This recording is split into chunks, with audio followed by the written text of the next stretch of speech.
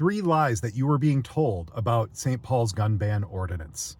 Rob Dorr, president of the Gun Owners Law Center, general counsel for the Minnesota Gun Owners Caucus. There are 3 lies that are being told to you by the city of St. Paul and being perpetuated by the media regarding this gun ban ordinance. Lie number 1 is that this only applies to public possession of standard capacity magazines, assault weapons, ghost guns, etc. It does not.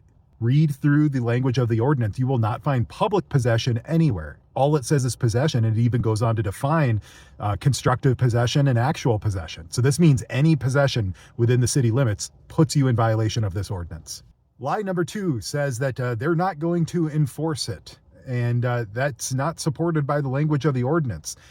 Yes, it is true. One section of the ordinance says that it won't come into effect until either A, the state repeals preemption, or B, the state passes a law that is substantially the same as the provision in this ordinance.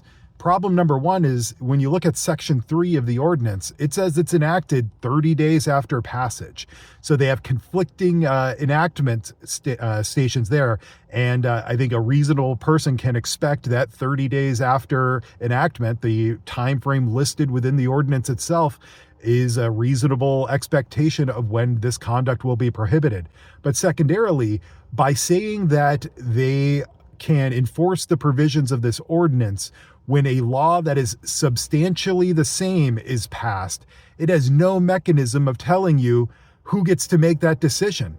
One morning you could wake up, the state legislature passes a bill, some officer or attorney or council member, city employee decides, hey, you know what, that's substantially the same. I'm going to start enforcing this provision now.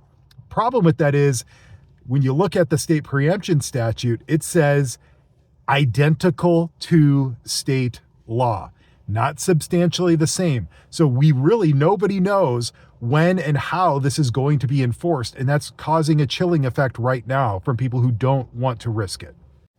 And lie number 3 is that they have the authority to do this.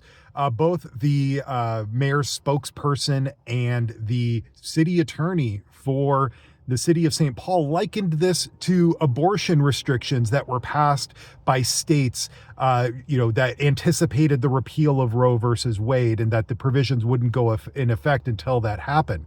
Different situation here because the cities never had the authority to enact this ordinance in the first place. Those are the big 3 lies that they are telling you. Make sure you refute them every time you hear the mayor, city council, or mainstream media push that out.